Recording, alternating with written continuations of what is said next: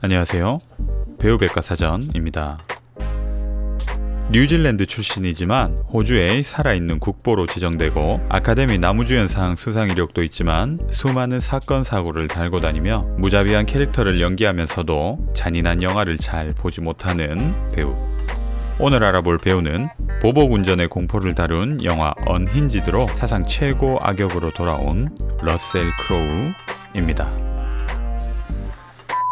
1964년 뉴질랜드 웰링턴에서 태어난 러셀 크로우는 4살 때 부모와 함께 호주로 이주를 하게 됩니다. 이후 14세 때 가족과 함께 뉴질랜드로 귀국을 했고 다시 20대에 여러 직업을 전전하다가 호주로 건너가 음반 제작에 참여하고 여러 드라마에 출연하면서 본격적인 배우로 활동을 하게 됩니다. 온화한 인상의 외모와는 달리 실제 성격은 다혈질에 자기 주관이 뚜렷한 걸로 알려져 있습니다. 특히 거친 일화들이 유명한데 1999년부터 2005년까지는 여러 폭행 사건들에 휘말리기도 했습니다. 불같은 성질과 거침없이 내뱉는 말 때문에 구설수에 자주 오르기도 하고 기자들에게도 무뚝뚝하고 팬들에게도 시큰둥한 편이라고 합니다. 글래디에이터를 찍을 때는 올리버 리드와 심하게 다퉈서 주먹질 직전까지 갔고 대사가 마음에 들지 않을 때는 수정을 요구하고 수정이 안 될 경우엔 촬영장을 박차고 나가기도 했다고 합니다. 극중 살아서 안 되면 죽어서 복수하겠다라는 막시무스의 명대사도 러셀 크로우가 퇴짜를 놓은 대사였지만 각본가가 고쳐주지 않아서 결국 대사를 하게 되었고 러셀 크로우는 각본가에게 네 각본은 쓰레기지만 난 세계 최고의 배우라서 그 쓰레기 같은 각본도 멋있게 연기할 수 있었다라고 말했습니다. 신데렐라맨을 찍을 때는 경호원과 싸우다가 경호원의 귀를 물기도 했고 비행기를 타고 이동하다가 식사 시간에 승무원이 자기를 깨우지 않아서 거친 욕설을 내뱉기도 했습니다. 이 정도면 인성 쓰레기.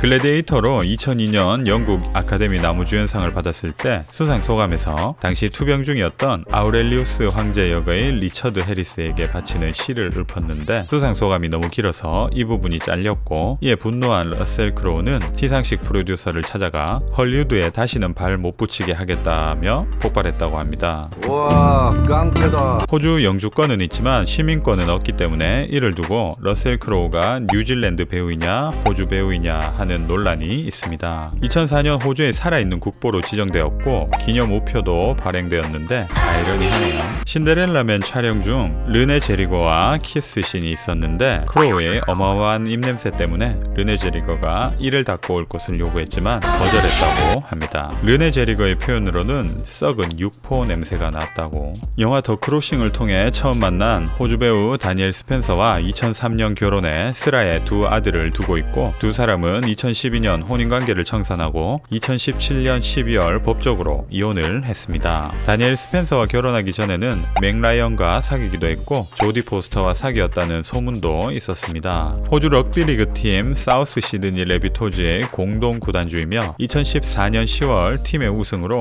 호주에서 스포트라이트를 받기도 했으며 잉글랜드 축구리그의 리즈 유나이티드 FC의 서포터로도 알려졌고 한때 리즈 유나이티드를 인수하는 것에 관심을 가질 정도로 팬심이 깊습니다. 올해부터 리즈가 프리미어리그로 복귀했기 때문에 아마 상당히 기뻐할 듯 합니다. 2013년 3월에는 호주에서 UFO를 봤다며 트위터에 글을 올렸고 유튜브 영상을 올리기도 했습니다. 소문난 지도 덕후로 알려져 있으며 영화 파더 앤 도터에서 딸 역할을 맡았던 아역 배우 카일리 로저스에게 생일 선물로 방탄소년단 콘서트 티켓을 선물하기도 했습니다. 이런 거 보면 인성이 괜찮은 것 같기도.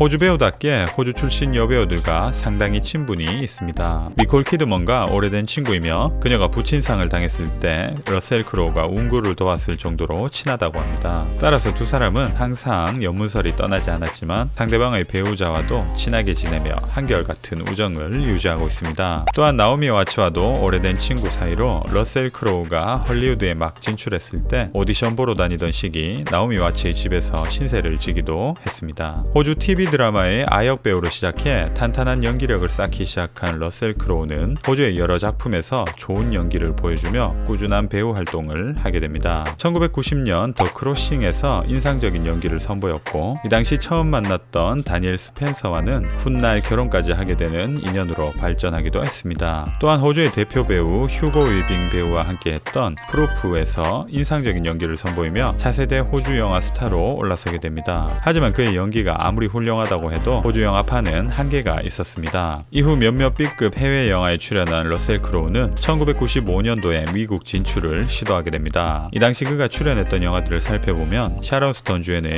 퀵 앤 데드에서 샤론 스톤의 사랑을 한몸에 받는 남자로 단역으로 출연했고 덴젤 워싱턴과 함께한 가상현실에서 올루드 연기를 감행하는 인상적인 악역 연기로 미국 영화계에서 많은 주목을 받기 시작했습니다. 그리고 1997년 LA 컨피덴셜에서 물불 안 가리는 터프한 형사 역으로 출연하면서 확실하게 미국 영화계의 주연으로 올라서게 됩니다. 킴 베이싱어, 케빈 스페이시, 가이 피어스가 출연한 이 영화는 1950년대 LA를 배경으로 하는 헐리우드 고전 누아르물입니다. 작품상, 감독상, 여우조연상, 촬영상을 비롯한 총 9개 부문의 오스카 후보에 올랐던 작품이지만 안타깝게도 이 당시 시상식을 휩쓴 작품은 바로 제임스 카메론과 디카프리오의 합작 타이타닉이었습니다. 나다 이 새끼야. 러셀 크로우는 이후 1999년 작품 인사이더를 시작으로 헐리우드에서 가장 인상적인 활약을 펼치는 배우로 우뚝 서게 됩니다. 담배회사 부사장이자 연구개발자 와이건 역할로 회사의 부조리와 싸우는 내부 고발자로 출연한 이 작품을 통해 각종 시상식에서 나무주연상을 수상하게 됩니다. 뒤이어 출연한 리들리 스콧 감독의 글래디에이터를 통해 아카데미 나무주연상을 수상하게 됩니다. 막시무스라는 이름이 너무나도 잘 어울렸던 작품으로 전세계 여성 팬들은 물론이고 남성 팬들까지 매료시키며 헐리우드 특급 스타로 올라서게 됩니다. 경기장에서 동료들과 전차를 상대할 때의 장면은 지금 생각해도 소름 돋게 멋있었던 장면이었습니다. 2001년 영화 뷰티풀 마인드에서는 조현병을 극복하고 노벨상을 받았던 천재 수학자 존 내시를 연기했습니다. 러셀 크로우는 천재 수학자 존 내시를 생생하게 그려내면서 2회 연속 아카데미 나무주연상 수상을 기대하게 했지만 수상은 덴젤 워싱턴이 하게 됩니다. 하지만 이 작품으로 골든글로브 나무주연상을 수상하게 됩니다. 많은 팬들이 러셀 크로우 최고의 연기로 바로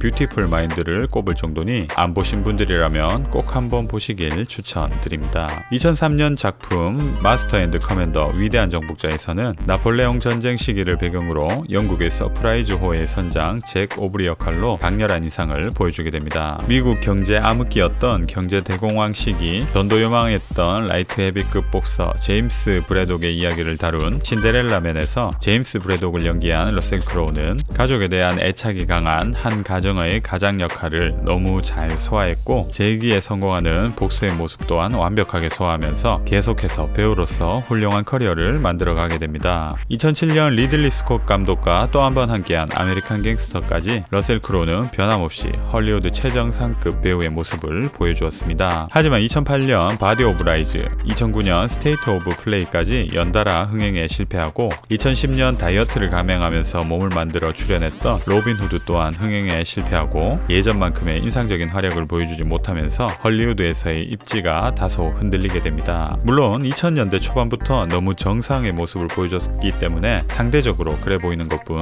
여전히 주연으로서 러셀 크로우라는 타이틀로 잘 활동을 하고 있습니다. 2012년 장발장의 이야기를 다룬 뮤지컬 영화 레 미제라블에서 자베르 경감 역할로 뮤지컬 연기를 하게 됩니다. 연기 자체는 흠잡을 데 없었지만 노래와는 잘 맞지 않는 목소리 때문에 영화 개봉 후 노래 실력에 대한 안 좋은 평가가 많았습니다. 하지만 밴드에서 보컬을 맡은 적도 있고 그 당시 노래 실력이 결코 나쁘진 않았지만 기존 뮤지컬 레 미제라블에서 자베르 역할을 맡았던 배우들이 워낙에 출중한 실력의 뮤지컬 스타들이었기 때문에 저평가되진 않았나 싶습니다. 이런 평가들에 대해 그는 크게 개의치 않음을 밝혔고 영화와 뮤지컬 자체가 다른 장르이자 자베르라는 캐릭터에도 변화가 있었음을 지적하기도 했습니다. 2013년에는 잭 스나이더 감독의 DC 유니버스 히어로 영화 맨 오브 스틸에서 슈퍼맨의 아버지 조엘 역할로 짧게 등장했고 2014년 노아, 워터 디바이너, 윈터스 테일 등 많은 작품에 출연했지만 크게 임팩트를 보여주진 못했습니다. 2015년 아만다 사이프리드와 함께한 영화 파더 앤 도터에 출연했습니다. 아버지와 딸로 함께 나왔지만 러셀 크로우는 배우는 아만다 사이프리드의 어린 시절을 연기한 카일리 로저스와 호흡을 맞췄습니다. 자신과 친한 니콜 키드먼의 전 남편 톰 크루즈와 함께 영화를 찍고 싶어 했던 러셀 크로우는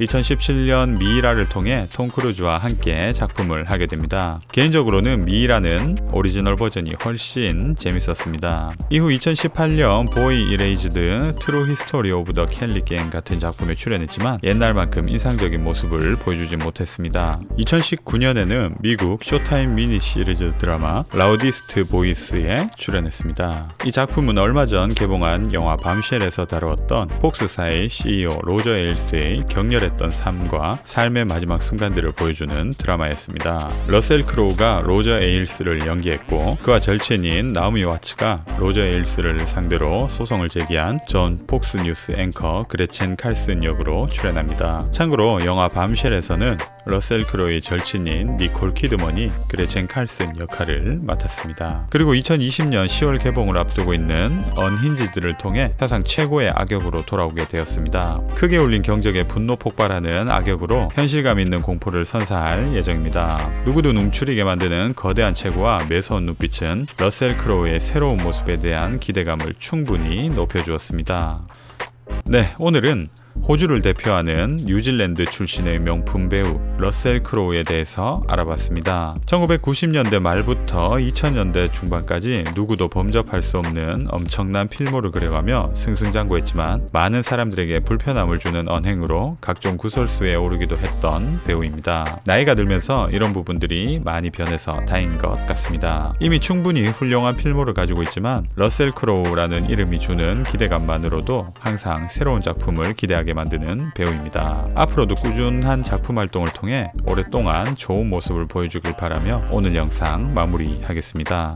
재밌게 보셨다면 구독과 좋아요를 부탁드립니다. 감사합니다.